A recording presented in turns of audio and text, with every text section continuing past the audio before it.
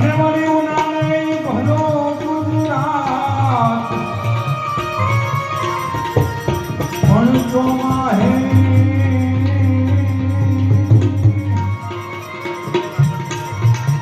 તો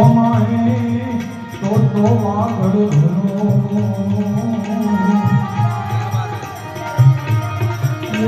મોજો કચરો મારે માથ કચરો મારે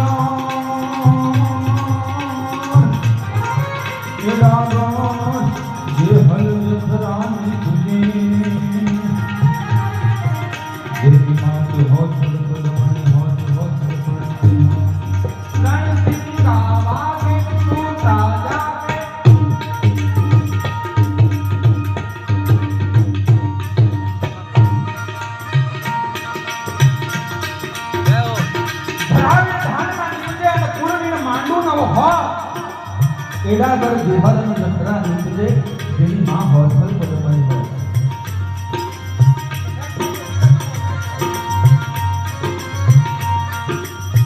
ગાડામાંથી ગામડાના માણસ હોય તો એમને ખબર હોય કે કદાચ ગાડું ભરીને અનાજનું નીકળ્યું હોય અને એમાંથી ઘણી વખત થાય એવું કે એ ગાડાની અંદરથી થોડું ઘણું અનાજ જે છે ને એ રોડની સાઈડમાં રોડની બાજુમાં ક્યાંક રસ્તામાં થોડું ઘણું અનાજ ઢોળાય ચોમાસાનો દિવસ આવે એટલે એ જે અનાજ છે અનાજની અંદર ફણગો ફૂટે એ અનાજ ઘઉંનો દાણો હોય તો એની અંદરથી ઘઉંનો દાણો ઉગે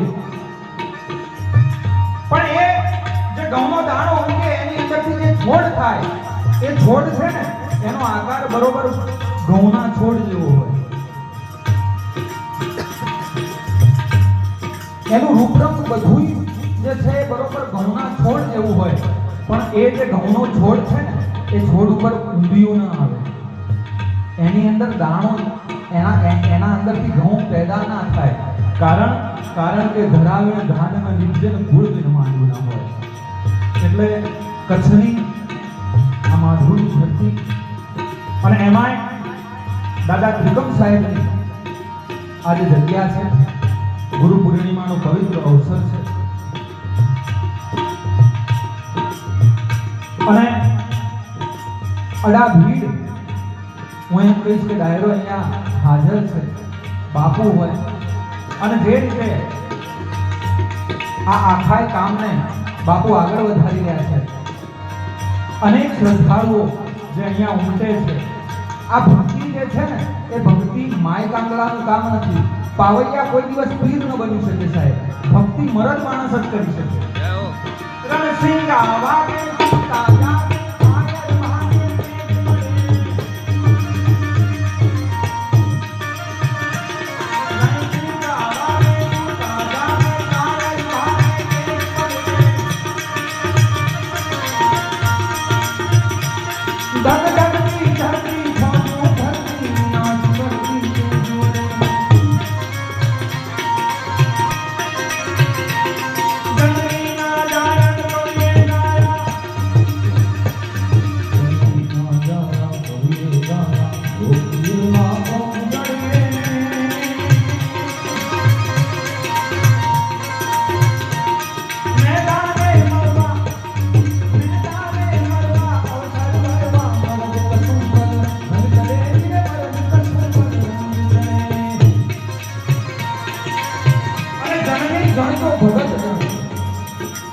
આ દેશના કવિઓએ માને ઠપકો આપ્યો છે સાહેબ કે ધનની ધન તો ભગત ધન કા દાતા અને કા સૂર નહીતર રહેજે વાંચણી મત ગુમાવીશ તારું મૂળ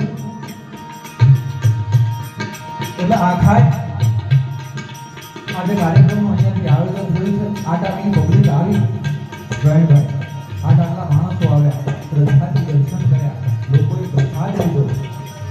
मर्द शीश पर नमे मर्द बोली पहचाने, मर्द खिलावे खाए અને મર્દ ચિંતા નહીં માને. ખવડાવવાનું ખાવાનું આ જે કામ છે ને મર્દો કરી શકે છે સાહેબ. અને આજ જે અહીંયાથી આ અવસર ઉજવાઈ રહ્યો છે ભજન સાથે ભોજનનો જે અહીંયાથી આપણને લાભ મળી રહ્યો છે, આ તમામ આયોજકોની માટે, આ તમામ ટ્રસ્ટીઓની માટે મારે ગાવું છે.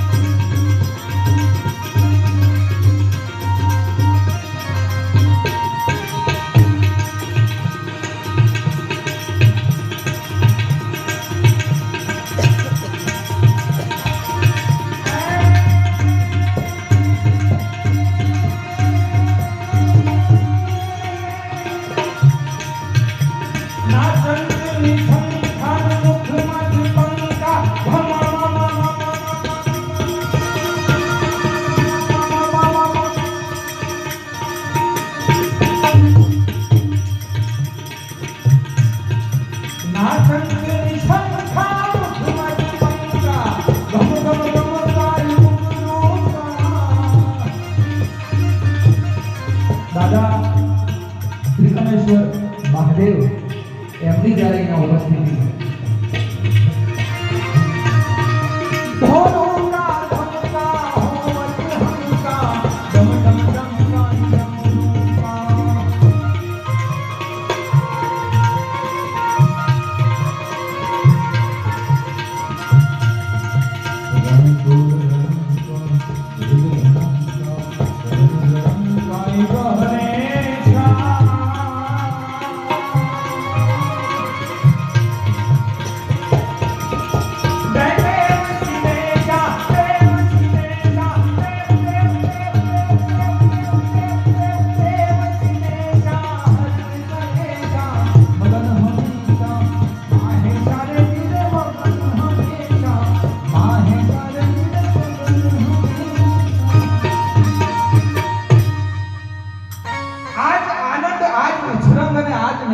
સલોણાઈ ને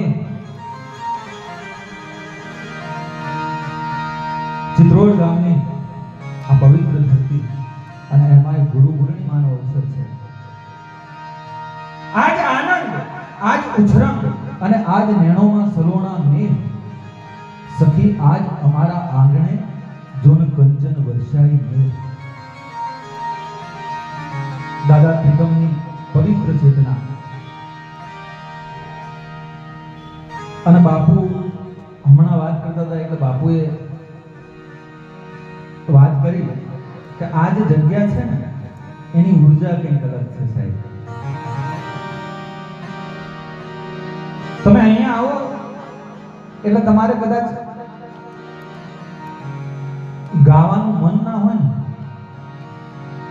તોય તમે ગાઓ, તમારે નાચવું ના હોય તોય તમે નાચો. અહીંયાથી તમને એક એનર્જી મળે છે સાહેબ. પણ ભજનની મારે અહીંયાથી શરૂઆત કરાવી છે.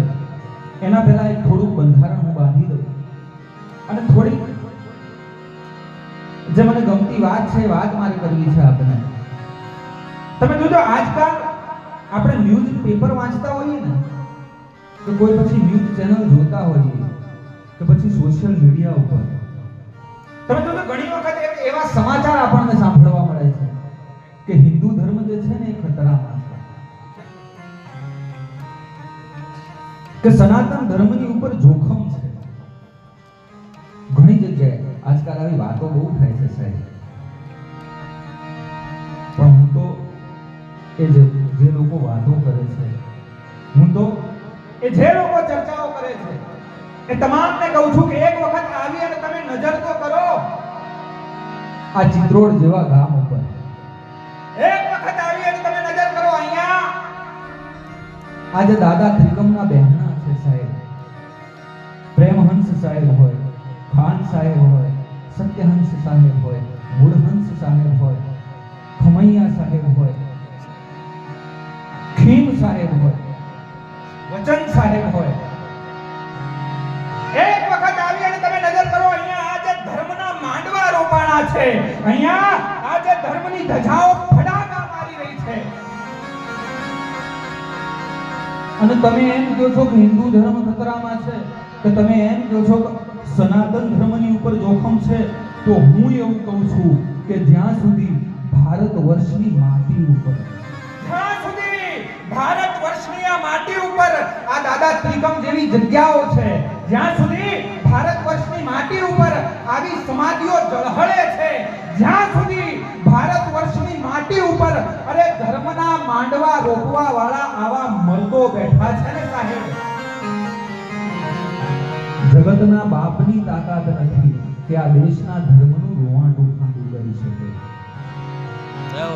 બાકી તો ઘણાય આવ્યા ને ઘણાય ગયા. ખબર પડે ને તમને તો થોડીક તાલી થોડો હોંકારો પડકારો રાખજો એટલે મને ખબર પડે કે આ બધું દોયેલું અમારું જે દોયેલું છે દોણામાં જાય છે બહાર. કારણ કે મને આજે ચાન્સ બહુ ઓછો મળ્યો છે. શરૂઆતમાં એવું હતું કે પબ્લિક અવર જવર કરતી હતી ને એ વખતે સાહિત્યમાં મજા ના આવે. હા એટલે થોડુંક મને સાંભળો. ઘેર કોઈ ઓબળતું નહીં, ઘેર કોઈ નહીં ઓબળતું નહીં. હા અને અમારું ઘરે કોઈ નથી સાંભળતું હો સાહેબ. આ આટ આટલે અમે આવીએ છીએ ને આ બધા હાર્મોનિયમ લઈને આવીએ ને કોઈ ઢોલક લઈને આવે. તમને એમ લાગે કે આ બધા તૈયાર થઈને બેઠા છે, આમ સારા સારા જબ્બા પહેર્યા હોય, સારા સારા કપડા પહેર્યા હોય, પણ મૂળ કારણ એક છે સાહેબ. ઘરે જો સાંભળવા વાળા મળ્યા હોત ને તો અહીંયા આટલે સુધી ધક્કો ખાવાની જરૂર ના પડે. પણ હું આ તો કરતો હતો સાહેબ, ઘણાય આવ્યા અને ઘણાય ગયા. એક મુસલમાન કવિ લખે છે कि कुछ बात तो है कि हस्ती मिटती नहीं हमारी. सभ्यताओं दुनिया भर ની અંદર જન્મી છે. યુનાન ની અંદર પણ એક સભ્યતા જન્મી, રોમ ની અંદર પણ એક સભ્યતા જન્મી, ગ્રીસ ની અંદર પણ એક સભ્યતા જન્મી. સભ્યતા દુનિયા ભર ની અંદર થઈ છે, પણ દરેક સભ્યતાઓનો અંત થયો છે. એ સભ્યતાઓ પડી છે, ભાંગી છે. 5,000 વર્ષથી મારી અને તમારી સંસ્કૃતિ જીવે છે સાહેબ, મારી અને તમારી સભ્યતા જીવે છે. એની માટે આ મુસલમાન કવિ લખે છે કે कुछ बात तो है कि हस्ती मिटती नहीं हमारी, सदियों रहा है दुश्मन दौरे जहां हमारा, अरे सारे जहां से अच्छा ये हिंदू सीता हमारा, सारे जहां से अच्छा ये हिंदू सीता हमारा. ઘણાય આવ્યા ઘણાય ગયા. અમુક જે આવ્યા ને એ ખરેખર આતંકવાદીના પેટના આવ્યા પાછા. મોહમ્મદ લોધી આવ્યો ને ગજનવી આવ્યો, જેને મારા અને તમારા દેવળોને ખંડિત કર્યા, જેને મારા અને તમારા મંદિરોને ખંડિત કર્યા. પણ આજ દિન સુધી આ જગતની અંદર કોઈ માએ એવા લાલને પેદા નથી કર્યો, કોઈ માએ એવા લાલને જન્મ નથી આપ્યો કે જે આ દેશની સંસ્કૃતિને ખંડિત કરી શકે, જે આ દેશના ધર્મને ખંડિત કરી શકે. આ દેશનો ધર્મ ઊભો છે, અડીખમ ઊભો છે, અને એના પાયામાં જે છે ને એ આવા આયોજકો છે સાહેબ, આવા સંતો છે. અને આજે પણ આવા સંતોને જે યાદ કરે છે ને, આજે પણ આવા સંતોને ત્યાં આપણને બધાને ભેગા કરે છે. એટલે આજે ભજનનો, સત્સંગનો, પ્રસાદનો આજનો આખો જે અવસર ઉજવાણો છે, અને આ અવસરની અંદર કોઈકે રૂપિયાનું દાન આપ્યું હોય, કોઈકે લાખ રૂપિયાનું દાન આપ્યું હોય, કોઈકે કદાચ પૈસેથી નહીં તો સમયથી દાન આપ્યું હોય, કોઈકે કદાચ પાણી આપ્યું હોય, કોઈકે કદાચ ચા આપી હોય, પણ દરેકે જે સેવા આપી છે અહીંયા જેટલા પણ બેઠા છે આ તમામને હું નમ્ર વિનંતી કરું છું કે તમારો ડાબો અને જમણો બંને હાથ ઊંચા કરી અને આ આખાય કાર્યક્રમની અંદર જેને નાનામાં નાની સેવા આપી છે ને જબરદસ્ત તાળીઓના ગળગળાટથી આપણે આ લોકોને વધાવી દઈએ સાહેબ, કારણ કે આ લોકો આ દેશની સંસ્કૃતિને જીવાડે છે. અને હમણાં અમે એ બેઠા હતા એટલે અમે આ જોયું, આટલું માણસ આવ્યું. હું અહીંયા બેઠો હતો એટલે મને બેઠા બેઠા વિચાર આવ્યો કે આ રૂપિયાથી ના થાય સાહેબ. દુનિયાભરની તમે મિલકત વેરથી નાખો ને સાહેબ, કોઈ અંબાણીનો દીકરો થઈ જાય, કોઈ ટાટાનો, કોઈ બિરલાનો, એ કદાચ એના રૂપિયાથી દુનિયાની તમામ વસ્તુઓને ખરીદી શકે, એ કદાચ સારામાં સારા ગાડલા ખરીદી શકે, એ સારામાં સારો પલંગ ખરીદી શકે, પણ ઊંઘ ખરીદવાની દુનિયાના કોઈ તાકાત નથી કે ઊંઘને ખરીદી શકે. અમુક વસ્તુઓ એવી છે જે ના ખરીદી શકાય. તમે સગવડો ખરીદી શકો, તમે બંગલા ખરીદી શકો, તમે ગાડીઓ ખરીદી શકો, પણ તમે સુખને ન ખરીદી શકો, તમે આનંદને ન ખરીદી શકો. દુનિયાભરનો કોઈ અમીર હોય ને, પણ આ રીતે માણસો જે આવી અને પ્રેમથી નમતા હોય સાહેબ, જે પોતાનો ભાવ લઈ, પોતાની શ્રદ્ધા લઈ અને આ દાદાના ચરણોની અંદર નતમસ્તક થતા હોય છે. ગુજરાતભરમાંથી, આખા ગુજરાતમાંથી લોકો આવતા હોય અને દાદાને નમન કરતા હોય. આ રૂપિયાથી ન થઈ શકે સાહેબ. 3 ભાગની પૃથ્વીનો માલિક સમ્રાટ સિકંદર, એ સમ્રાટ સિકંદર એમ કહેવાય કે જ્યારે પોતાની ફોજ લઈને જતો હતો, આ સંતોની જગ્યા છે ને, એટલે મને એક વાત યાદ આવી ગઈ. પછી ઝડપથી મારે સંદીપભાઈ અને પ્રવીણભાઈને રજૂ કરવા છે.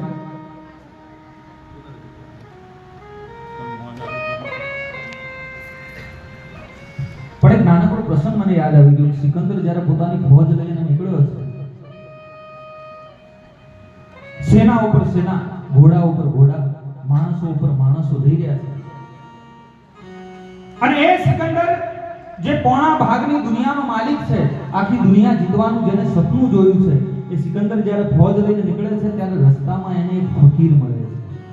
ફિકર સબકો ખા ગઈ, ફિકર સબકા હે પીર, ફિકર કી ફાકી કરે વાકા નામ ફકીર. જે પોતાની ચિંતાઓનું ચૂર્ણ કરી અને જે એમ કહેવાય ગળેથી નીચે ઉતારી જાય ને, એ ફકીર. એવો એક ફકીર સિકંદરને રસ્તામાં મળે છે. ફકીરનું નામ છે ડાયોજિનિયસ. અને સિકંદર ડાયોજિનિયસને મળી આમ જોવે છે, એને ખ્યાલ આવે છે કે ડાયોજિનિયસ નામનો એક પ્રખ્યાત ફકીર અહીંયા છે, એટલે એને મળવા માટે જાય છે. પણ સિકંદર જ્યારે ડાયોજિનિયસને મળવા માટે જાય છે, એટલે ડાયોજિનિયસ સિકંદરને એક પ્રશ્ન કરે છે કે સિકંદર, આટલી ફોજો, આટલા ઘોડાઓ, આટલા માણસો, આટલા હથિયારો લઈ અને તું જઈ રહ્યો છે, તું ક્યાં જઈ રહ્યો છે? સિકંદર કહે છે કે બાપુ, વિશ્વ જીતવાનું મારું સપનું છે. એક દિવસ આખી પૃથ્વીને મારે જીતવી છે, અને એટલા માટે મારી ફોજો નીકળી છે. ફરી પાછો ડાયોજિનિયસ જે છે સિકંદરને સવાલ કરે છે કે સિકંદર, વાત તારી સાચી, દુનિયા આ ફોજો જે તારી છે, એ ફોજો લઈ અને તું દુનિયાને જીતવા માટે તો નીકળ્યો છે, પણ કદાચ માની લે કે તું દુનિયા જીતી જાય, તો દુનિયા જીત્યા પછી તું શું કરીશ? આખી દુનિયા ઉપર જો તું કદાચ વિજય મેળવી લે, આખી દુનિયા ઉપર તું કદાચ તારી જીત હાસિલ કરી દે, આખી પૃથ્વી ઉપર કદાચ તારું પરચમ લહેરાતું હોય, પણ દુનિયાને જીતી અને પછી તું શું કરીશ? થોડી વાર માટે સિકંદર જે છે એ વિચારમાં પડી જાય છે. 3 ભાગની પૃથ્વીનો એ પોતે માલિક છે. જ્યાં એની ઈચ્છા થઈ એ રાજ્યને એને જીત્યું છે. એ સિકંદર થોડી વાર માટે વિચાર પડી જાય છે, કારણ કે આખી જિંદગી એને દુનિયાને જીતવાનું સ્વપ્ન જોયું છે, પણ દુનિયા જીત્યા પછી શું? અને આ એકલા સિકંદરની વાત નથી, આપણા બધાયની વાત છે સાહેબ.